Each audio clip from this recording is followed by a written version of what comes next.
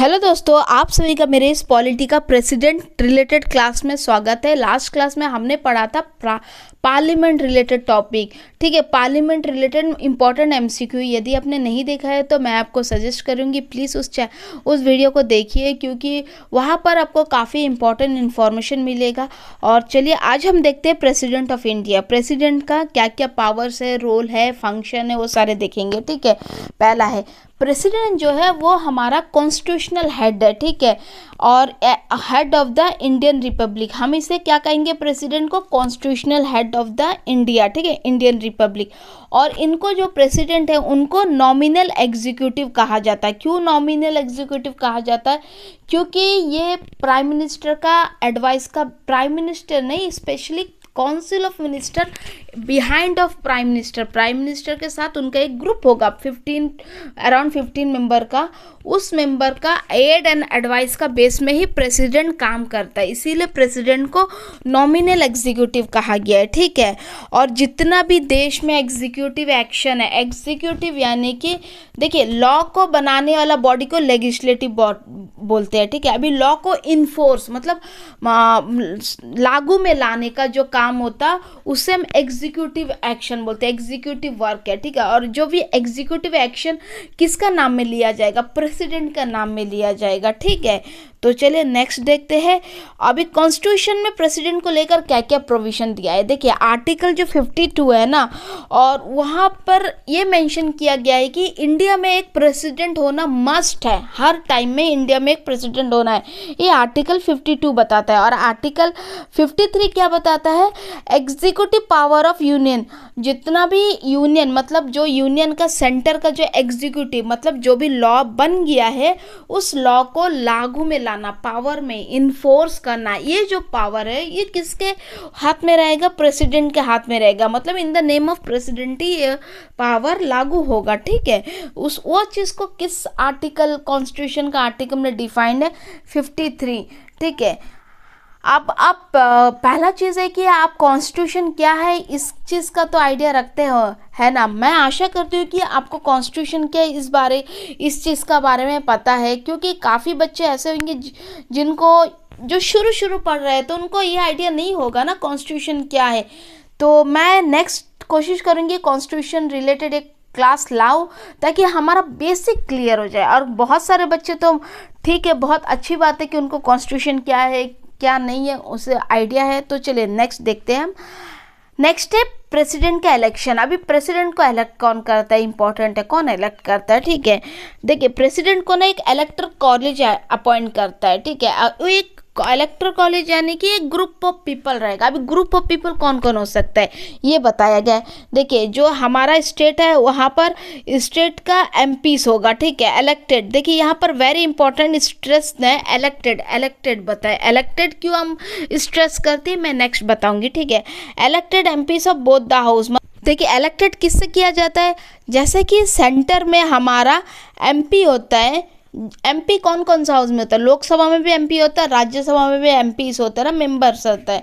तो जो सेंटर का जो लोकसभा और राज्यसभा का जो मेंबर होगा वो इलेक्टोरल कॉलेज का एक पार्ट होगा। सिमिलर वे में स्टेट में भी तो लोअर हाउस अपर हाउस है ना, state legislative assembly, state council of minister, lower house upper house.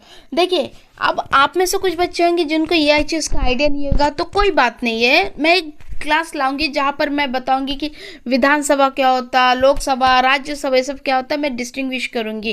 क्योंकि शुरू में ऐसा होता है कि ये चीज़ ना आए, क्योंकि हमारे लिए टॉपिक नया है। ठीक है, तो देखिए इलेक्टेड मेंबर ऑफ एमएलए मतलब मेंबर स्टेट में जो लोअर हाउस होगा और जो अपर हाउस होगा, और ठीक उसी तरह जो सेंटर में अपर हाउस होगा लोअर हाउस होगा, इन दोनों हाउस में जो इलेक्ट किया वाला मेंबर है वही जाकर ये इलेक्टोरल कॉलेज का मेंबर बन पाएगा। और ये इलेक्टोरल कॉलेज का मेंबर मिलकर प्रेसिडेंट को अपॉइंट करेगा।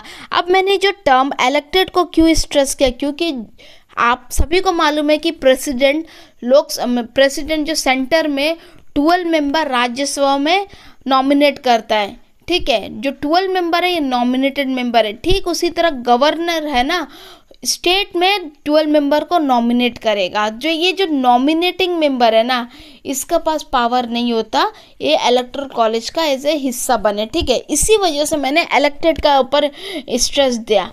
इलेक्टेड प्लस नॉमिनेटेड मिलकर एक मेंबर ऑफ पार्लियामेंट फॉर्म होता है, लेकिन यहाँ पर जो इलेक्टोरल कॉलेज में जो नॉमिनेटेड मेंबर है ना, उनको डिस्कार्ड कर दिया, उनको हटा दिया गया, ठीक है। अब जो सिस्टम से जो प्रेसिडेंट है उनको इलेक्शन किया जाता, मतलब उनको अपॉइंट किया जाता, उस सिस्टम को क्या बोलेंगे, देखिए इंपॉर्टेंट है, proportional representation via single transferable vote, ठीक है। इस सिस्टम को याद रखिएगा, proportional representation via single transferable vote, ठीक है। नेक्स्ट, अब क्वालिफिकेशन, अब प्रेसिडेंट तो ठीक है अपॉइंट होना है, अब उसका क्वालिफिकेशन क्या होगा, क्या होना चाहिए। पहला बात है प्रेसिडेंट इंडिया का एक मेंबर होना चाहिए, सिटीजन ऑफ इंडिया होना चाहिए। उसका एज लिमिट कितना होना चाहिए, कम से कम 35 का होना चाहिए, 35 प्लस 35, ठीक है, या तो 36, मतलब 35 से ऊपर होना चाहिए।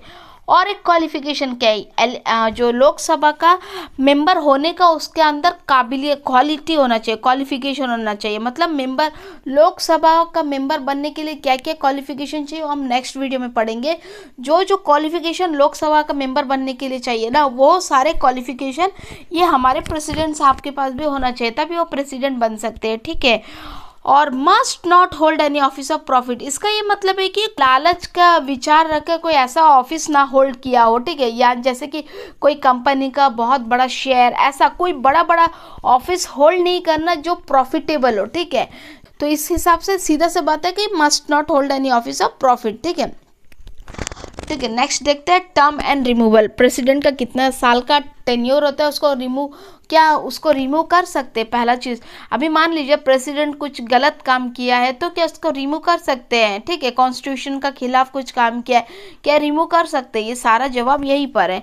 देखिए पहला बात है प्रेसिडेंट का टेन्योर 5 साल का होता है, जिस दिन वो अपॉइंट हुआ उससे लेकर 5 साल तक, ठीक है। और उसको इंडिया में ऐसा रूल है कि एक प्रेसिडेंट कितने दफ़ा भी प्रेसिडेंट बन सकता है, 5, 6, 7 जितने बार। लेकिन यदि आप अमेरिका का बात करो ना, वहाँ पर प्रेसिडेंट सिर्फ 2 बार ही प्रेसिडेंट बन सकता है, उसके बाद उसको नेक्स्ट चांस नहीं मिलेगा। और एक चीज़ है, नेक्स्ट क्या है, इम्पीचमेंट। इम्पीचमेंट का मतलब क्या है, प्रेसिडेंट को निकालना ऑफिस से, उस जो टर्म है ना, उस टर्म को इम्पीचमेंट बोलेंगे। अभी इम्पीचमेंट कब करते हैं प्रेसिडेंट को, जब प्रेसिडेंट कॉन्स्टिट्यूशन का खिलाफ कोई एक्टिविटी करता है। रेयर है, ऐसा होता नहीं है, बट एक प्रोविजन है हमारे कॉन्स्टिट्यूशन में, ठीक है। तो आर्टिकल 61 कॉन्स्टिट्यूशन के ये बताता है कि प्रेसिडेंट को इम्पीच कर सकते हैं in case of violation of constitution को वायलेट करेगा तो, ठीक है। नेक्स्ट देखिए पावर ऑफ प्रेसिडेंट के पास क्या क्या पावर है, पावर्स बहुत सारे पावर है। देखिए पहला है एग्जीक्यूटिव पावर, मतलब एग्जीक्यूटिव मैंने पहले ही बताया, जो लॉ बनता है लॉ को इन्फोर्स में लाना, मतलब उसको लागू करना, लागू में लाना, वो सारे चीज़ प्रेसिडेंट का नाम से होता है, तो एग्जीक्यूटिव पावर। सेकंड के लेजिस्लेटिव पावर मतलब जो लॉ है, लॉ बनाने का पावर भी प्रेसिडेंट के पास है कई हद तक, ठीक है। नेक्स्ट है जुडिशियल पावर क्यों है इम्पॉर्टेंट है, जुडिशियल पावर का मतलब कोर्ट, एज ए कोर्ट का तरह बैठ सकता, बहुत सारा जजमेंट दे सकता, किसी को जैसा कि किसी को फांसी का सज़ा हो उसे माफ़ी दे सकता। देखिए इस माफ़ी को जज देता है, लेकिन यहाँ पर प्रेसिडेंट भी देता है, इसी वजह से इसे जुडिशियल पावर बोला गया, ठीक है। इमरजेंसी पावर, इमरजेंसी मतलब देश में कभी इमरजेंसी का घटना हो जाए, अभी ये इमरजेंसी क्या है हम नेक्स्ट पढ़ेंगे, तो एक समझ लीजिए मोटा मोटा कि इमरजेंसी पावर है। देन मिलिट्री पावर है, मिलिट्री, ठीक है, सुप्रीम कमांडर होता है हमारा प्रेसिडेंट जो है ना, मिलिट्री का सुप्रीम कमांडर होगा, ठीक है, इसीलिए मिलिट्री पावर कहते हैं। और डिप्लोमेटिक पावर, डिप्लोमेटिक बोलने से देश विदेश में जितना भी रिलेशन, अच्छा रिलेशन बनाना, हमारा देश के सारा काम कौन करता है, प्रेसिडेंट का नाम से होता है, ठीक है, इसे डिप्लोमेटिक पावर बोलेंगे, ठीक है। नेक्स्ट हम देखते हैं एक एक बारीकी से देखते हैं एक एक पावर को। देखिए पहला है एग्जीक्यूटिव पावर में क्या क्या है, ठीक है। देखिए अपॉइंट प्राइम मिनिस्टर, प्रेसिडेंट को किसको अपॉइंट करता है, प्राइम मिनिस्टर को अपॉइंट करता है। स्टेट का गवर्नर को अपॉइंट करता है, जज को अपॉइंट करता है, हाई कोर्ट का, सुप्रीम कोर्ट का, वेरी इंपॉर्टेंट, ठीक है। एडमिनिस्टर यूनियन टेरिटरी, आप देखिए यूनियन टेरिटरी है ना, वो किसके कंट्रोल में आता है, डायरेक्ट प्रेसिडेंट का कंट्रोल में आता है, ठीक है। देखिए नेक्स्ट एग्जीक्यूटिव पावर क्या है, supreme commander of A arm force का सुप्रीम कमांडर है, ठीक है, एग्जीक्यूटिव पावर में। नेक्स्ट लेजिस्लेटिव पावर देखते हैं, ठीक है। लेजिस्लेटिव पावर में क्या है, समन्स एंड प्रोग्रेस पार्लियामेंट, मतलब पार्लियामेंट का जो सेशन है ना, उसका बैठक बुलाने का काम किसका होता है, प्रेसिडेंट का होता है, और उस बैठक को खत्म भी प्रेसिडेंट का, मतलब उसका वर्डिक्ट में ही होता है, जिस दिन वो बताएगा कि हाँ बस सेशन अब तक रखो उसके बाद खत्म कर दो, तो प्रेसिडेंट का बात में ही ये चलता है। जो समन और प्रोग्रेस जो भी है पार्लियामेंट के प्रेसिडेंट का एडवाइस में ही होता है।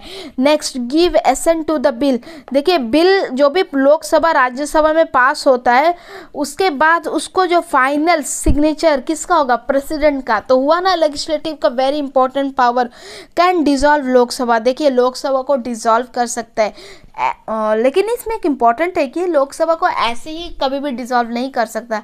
अभी डिसॉल्व का मतलब कि हटाना, लोकसभा को पावर से हटाना, लेकिन जो प्रेसिडेंट है ना, ऐसे ही किसी को लोकसभा से हटा नहीं सकता।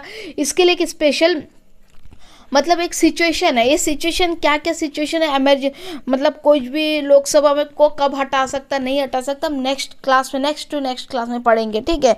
तो फिलहाल के लिए जान लीजिए लोकसभा को हटा सकता है। और कैन प्रोमुलगेट ऑर्डिनेंस, ऑर्डिनेंस क्या होता है, under article 123 of the Indian constitution. Ordinance क्या होता है, ऑर्डिनेंस वो लेजिस्लेटिव लॉ है, मतलब लॉ मेकिंग पावर है जो प्रेसिडेंट के पास, जब पार्लियामेंट सेशन में नहीं होता। देखिए पार्लियामेंट का 3 सेशन होता है, यदि आप पार्लियामेंट रिलेटेड सेशन क्लास नहीं देखा है तो आप एक बार चैनल में विजिट करके देखिएगा, मैंने वहाँ पर एक्सप्लेन किया है कितना सेशन होता है पार्लियामेंट का। देखिए पार्लियामेंट का 3 सेशन होता है, 3 सेशन करीबन 1-2-3 महीना का होता है लगभग, ठीक है। इसके बाद बच्चा वाला जो टाइम है जब सेशन नहीं होता है, ऑफ सीजन होता है पार्लियामेंट का, तब मान लीजिए कुछ इमरजेंसी सिचुएशन आ गया, अर्थक्वेक मान लीजिए आ गया या तो कुछ और हो गया, तो उस टाइम एक लॉ बनाना है फटाफट, क्योंकि तभी अचानक सेशन नहीं बुला सकते। तो एट दैट सिचुएशन में क्या करेगा प्रेसिडेंट, अपना ये पावर में लॉ बनाएगा, उस चीज़ को क्या बोलेंगे, ऑर्डिनेंस, ठीक है। प्रोमुलगेट ऑर्डिनेंस मतलब एट द सिचुएशन में जो लॉ बनाता है वो पावर अंडर आर्टिकल 123 से मिलता है, कॉन्स्टिट्यूशन का अंडर आर्टिकल 123, ठीक है। नेक्स्ट देखते हैं जुडिशियल पावर। जुडिशियल हमने तो पहले ही देख लिया ना एग्जीक्यूटिव पावर में कि प्रेसिडेंट चीफ जस्टिस नहीं, जज of supreme court and high court को अपॉइंट करता है। तो मतलब यहाँ में अपॉइंट द जज, मतलब जज को अपॉइंट करने का जो पावर है उसको जुडिशियल पावर बोलेंगे, ठीक है। Can grant pardon reprieve respite remission, मतलब जिसे भी पनिशमेंट मिलता है जेल का, पैराडॉन मतलब कि किसी को फांसी का सज़ा मिला उसको माफ़ी दे देना, रिप्राइव रेस्पाइट रिमिशन मतलब किसी को बहुत टफ, मान लीजिए किसी को 70 साल का पनिशमेंट मिला उसको कम करके 15 साल कर दिया, ऐसा जो सज़ा में जो चेंजेस लाना, ये सारा चीज़ कर सकते हैं प्रेसिडेंट अंडर कॉन्स्टिट्यूशनल आर्टिकल 72। इस पावर को जुडिशियल पावर बोलते हैं क्योंकि उसको भी एक जज का जैसा पावर दिया गया है, ठीक है। नेक्स्ट इमरजेंसी पावर, देखिए 3 तरह का इमरजेंसी होता है, इंपॉर्टेंट है क्या है, national emergency, president rule and financial emergency. President rule को स्टेट इमरजेंसी भी बोलते हैं, क्या बोलते हैं, स्टेट इमरजेंसी, ठीक है।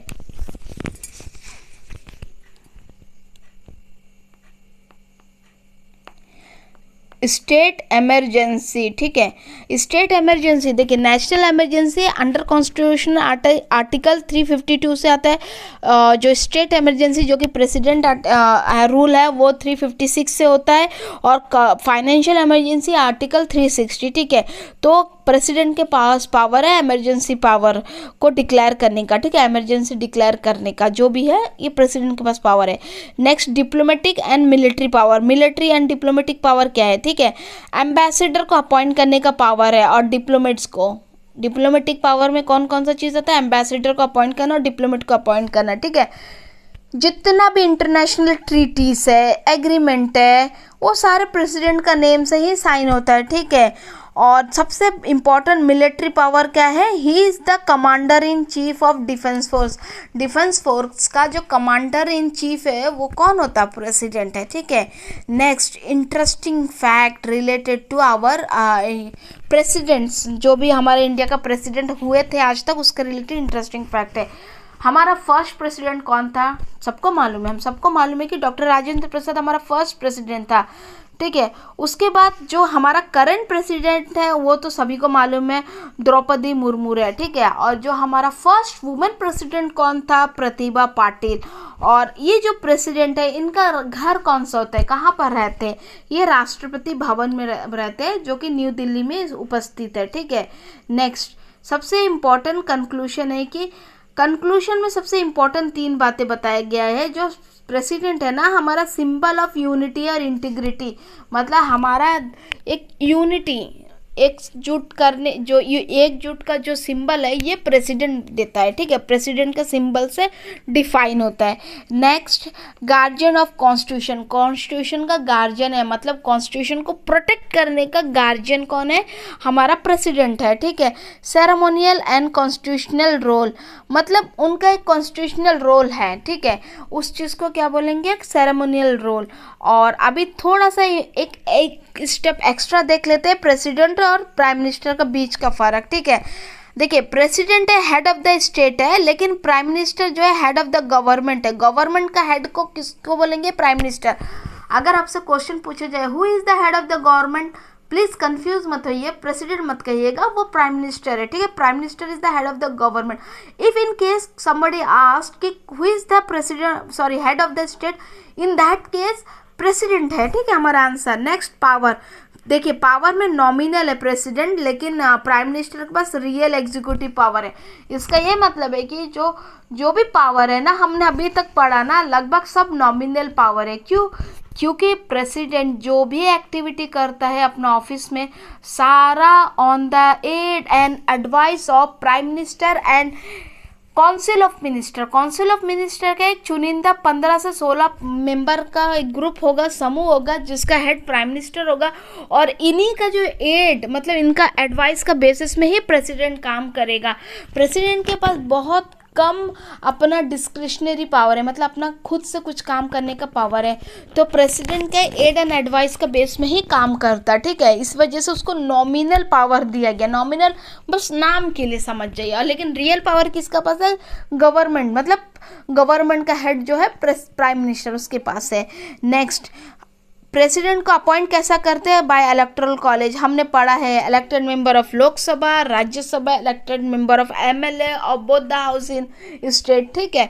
तो इसका इलेक्टोरल कॉलेज होता है, लेकिन जो प्राइम मिनिस्टर को अपॉइंट कौन करता है, प्रेसिडेंट। आप इस चीज़ को देखकर आप कंफ्यूज मत होइएगा, क्योंकि प्राइम मिनिस्टर को प्रेसिडेंट कैसा अपॉइंट करता है ये हम प्राइम मिनिस्टर चैप्टर में देखेंगे, क्योंकि प्रेसिडेंट रैंडमली किसी को भी एज ए प्राइम मिनिस्टर नहीं बना सकता है। तो उस चीज़ को एकदम एलॉबरेटली हम प्राइम मिनिस्टर चैप्टर में देखेंगे। तो ये थी आज प्रेसिडेंट रिलेटेड कुछ इम्पॉर्टेंट फैक्ट्स। इतना बहुत ये सारा इम्पॉर्टेंट चीज़ें ही मैंने कवर किया है। मैं यदि आप इतना पढ़े काफ़ी है आपका एग्जामिनेशन पॉइंट ऑफ व्यू से। नेक्स्ट क्लास में मैं लाऊंगी कुछ important MCQ related to president जो लास्ट एग्ज़ाम में पूछा गया। आशा करती हूँ कि आपको मेरा कॉन्सेप्ट जो मैंने पढ़ाया आपको अच्छी तरीके से समझ आया। यदि आपको वीडियो अच्छी लगी तो मेरे चैनल को सब्सक्राइब ज़रूर करें और वीडियो को लाइक और शेयर ज़रूर करें। और आपका सब्सक्रिप्शन, आपका लाइक, जितने भी मोटिवेशनल जो ये सिंबल है, आपका जो भी एक्टिविटी हमें मोटिवेट करती है, कमेंट्स करिए प्लीज़, सपोर्ट करिए, क्यों आपका सपोर्ट हमें मोटिवेट करती है और अच्छे कंटेंट लाने में। और कोशिश रहेगी कि हर बार की मेरा पढ़ाया वाला कॉन्सेप्ट आपको बेहतरीन तरीके से समझ आए, ठीक है। Thank you.